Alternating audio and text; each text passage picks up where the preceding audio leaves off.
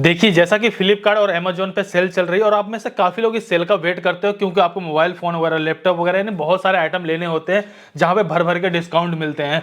लेकिन एक्चुअल में क्या आपको डिस्काउंट मिलता है? क्या आप उस डिस्काउंट का फ़ायदा उठा पाते हो? आप कहोगे भाई मेरे पास अगर क्रेडिट कार्ड हो ना, तो मैं क्रेडिट कार्ड से ना 10-10% तक का डिस्काउंट ले सकता हूँ और ईएमआई में प्रोडक्ट को बाय कर सकता हूँ। तो मेरे पास लगभग सारे बैंकों के क्रेडिट कार्ड है। अगर आप कहो Flipkart, axis bank credit card, वो भी है, टेंशन मत लो, ठीक है?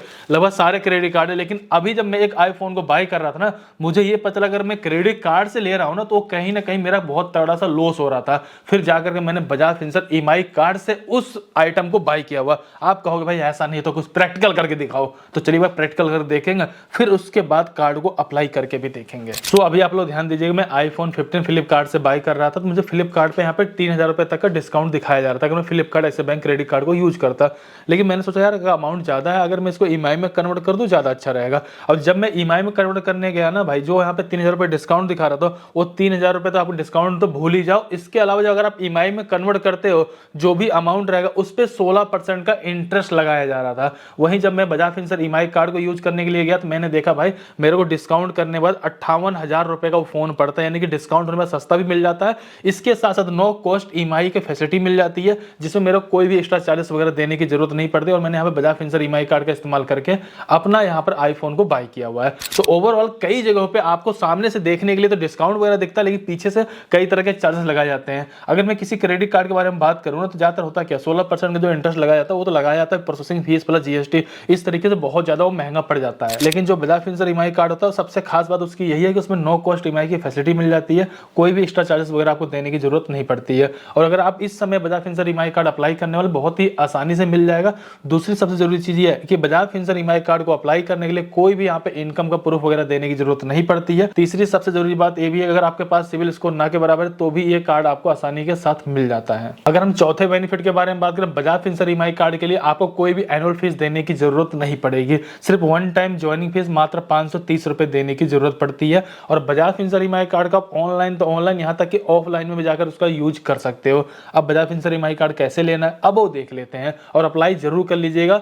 मेरे पास सारे कार्ड होने के बाद भी मैं बजाज फिनसर्व ईएमआई कार्ड का बहुत ज्यादा यूज करता हूँ नो कॉस्ट ईएमआई के लिए। जैसा कि बजाज फिनसर्व ईएमआई कार्ड अगर अप्लाई करने वाले हैं, तो आपको मैक्सिमम लिमिट यहाँ पे 3 लाख रुपए की मिलती है। लेकिन 3 लाख रुपए ना सही, लेकिन 50,000 रुपए, 1 लाख, 1.5 लाख रुपए की लिमिट आपको बहुत आसानी से मिल जाती है। जबकि किसी क्रेडिट कार्ड को अप्लाई करोगे तो 20-30,000, 40,000 रुपए लिमिट मिलना बहुत मुश्किल हो जाता है। और अगर आप यहाँ पे बजाज फिनसर्व ईएमआई कार्ड लेने वाले हो, तो सबसे मजे वाली बात यह है कि अगर आप इस समय इस कार्ड को लेते हो, आपको 1,000 रुपए का कैशबैक देखने को मिल जाता है। जैसे आपका ईएमआई कार्ड बन जाए, आप ऑफलाइन जाइए, किसी भी स्टोर से किसी भी एक आइटम को बाय कीजिए, चाहे उसका अमाउंट 5,000 रुपए हो, 10,000 रुपए हो, उस आइटम को बाय करने पे आपको 1,000 रुपए कैशबैक देखने को मिलेगा। वहां पे आपको एक कूपन कोड अप्लाई करना पड़ेगा, हालांकि स्टोर वाले खुद से भी अप्लाई कर देंगे, कूपन कोड भी आपको यहाँ पे देखने को मिल जाएगा।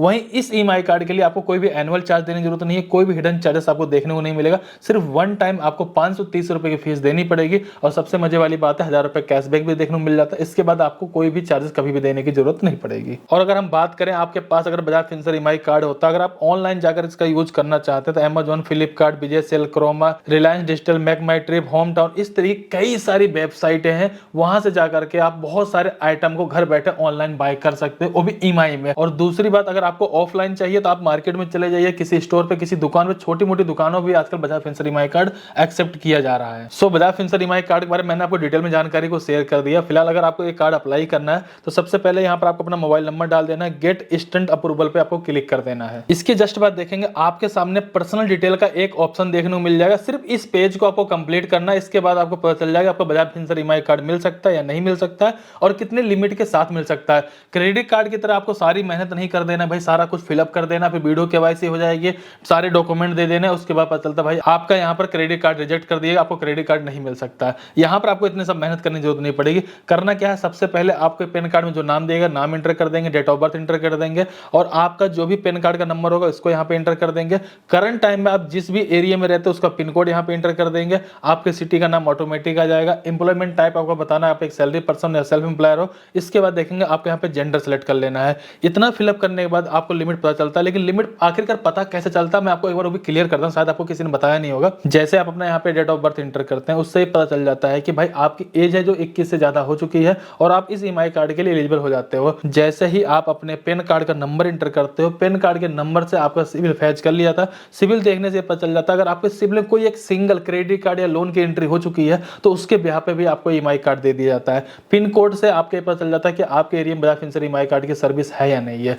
अब जैसे हमने यहाँ पे सारा कुछ फिलअप कर लिया, सिंपल हम प्रोसीड पे क्लिक कर देंगे। इसके जस्ट बाद देखेंगे हमें यहाँ पर हमारे कार्ड की लिमिट दिखा दी गई और हम यहाँ पे क्रेडिट कार्ड के लिए एलिजिबल भी हैं, जो कि 1,34,000 रुपए की लिमिट दिखाई जा रही है।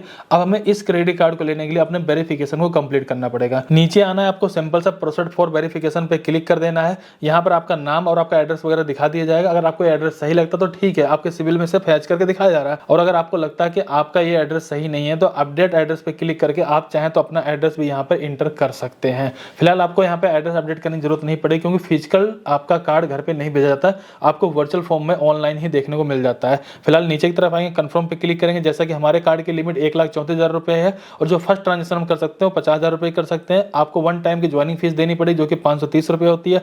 नीचे आएंगे, प्रोसीड फॉर पेमेंट पे आपको क्लिक कर देना है। यहाँ पे देखेंगे UPI, net banking, debit card, credit card, कई सारे ऑप्शन देखने को मिल जाएंगे। फिलहाल हम सिंपल सा यूपीआई पे क्लिक कर देंगे, पे नाउ पे क्लिक कर देंगे। यहाँ पर आने के बाद आपको कई सारे ऑप्शन देखने को मिल जाएंगे। फिलहाल हम यहाँ पे फोन पे को सिलेक्ट कर लेंगे। इसके बाद देखेंगे फोन पे एप्लीकेशन पे एक नोटिफिकेशन चला जाएगा और वहाँ पे जाने के बाद अपना हम यूपीआई आईडी इंटर करने के बाद पेमेंट को कर देंगे। फिलहाल हमारे यहाँ पे payment successful Bajaj Finserv limited को हो चुकी है और हमारा यहाँ पे ईएमआई कार्ड सक्सेसफुल जनरेट हो चुका है। लेकिन अभी भी हमारा यहाँ पे Bajaj Finserv EMI card activate नहीं है।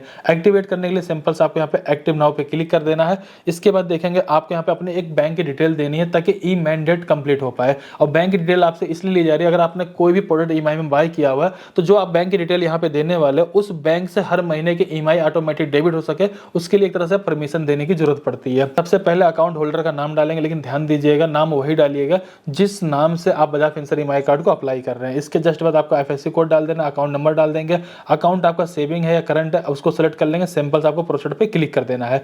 जैसे आप प्रोसीड पे क्लिक कर देंगे आपको यहाँ पे आपके अकाउंट की सारी डिटेल देखने को मिल जाएगी।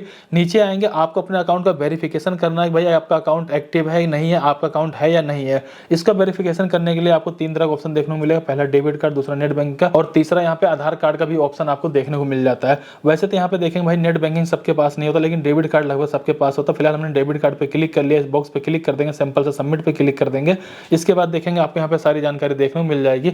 यहाँ पर आने के बाद सबसे पहले आपको कार्ड के नंबर डाल देना है, मंथ ईयर डाल देना है, सीवीवी डाल देंगे और कार्ड होल्डर का जो भी नाम होगा उस नाम को यहाँ पे एंटर कर देंगे। इसके बाद मेक पेमेंट पे क्लिक करेंगे। लेकिन मेक पेमेंट पे क्लिक करने से पहले एक जानकारी शेयर करना चाहूंगा, आप जिस भी अकाउंट का डेबिट कार्ड लगा रहे हो, जो भी अकाउंट की डिटेल दे रहे हो, उस अकाउंट से 118 रुपए काटे जाएंगे। 118 रुपए वो बैंक चार्ज लेती है ताकि हर महीने की ईएमआई ऑटोमेटिक आपके अकाउंट से डेबिट करवाई जा सके। उसके लिए परमिशन या फिर कह सकते हो उसको मैनेज करने के लिए आपसे ये चार्जेस लिया जाता है।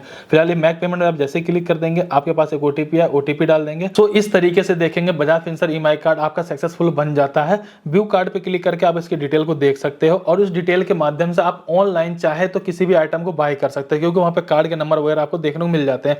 अगर आप कोई भी आइटम ऑफलाइन बाय करने वाले हो तो उस कंडीशन में आपको ध्यान ये रखना है कि अगर आप ऑफलाइन जाते हैं किसी भी आइटम को सेलेक्ट करते हो, अपना मोबाइल नंबर दे दोगे, आपका मोबाइल नंबर जो ओटीपी है ओटीपी दे दो, तो बजाज फिनसर्व ईएमआई कार्ड के थ्रू बाय कर सकते हो। या फिर बजाज फिनसर्व ईएमआई कार्ड की जो यहाँ पे डिटेल है उसको दे करके भी आप किसी भी आइटम को आप ऑफलाइन में बाय कर सकते हो। सो दोस्तों इस तरीके से आप बजाज फिनसर्व ईएमआई कार्ड को अप्लाई कर सकते हो। अगर आप पहली बार जब बजाज फिनसर्व ईएमआई कार्ड का यूज करने के लिए ऑनलाइन जाओगे तो हो सकता है आप उसके एलिजिबल ना हो पाओ। उस कंडीशन में पहली शॉपिंग आप ऑफलाइन जाकर के किसी भी स्टोर से किसी भी मॉल से कर लीजिएगा। इसके बाद आप ऑनलाइन या ऑफलाइन कहीं पर भी कीजिए, कोई भी प्रॉब्लम नहीं आएगी। और Bajaj Finserv EMI card one of the best EMI card अगर आप इसको तरीके से यूज करते हैं, क्योंकि इसमें हिडन चार्जेस वगैरह ना के बराबर हैं। फिलहाल दी गई जानकारी आपको जरा सी भी अच्छी लगी वीडियो को लाइक करिए, चैनल सब्सक्राइब करिएगा और डिस्क्रिप्शन मैंने लिंक दे दिया, जाकर के अप्लाई कर लीजिएगा। तो चलिए फिर मिलते हैं किसी नेक्स्ट वीडियो में, तब तक के लिए जय हिंद जय भारत।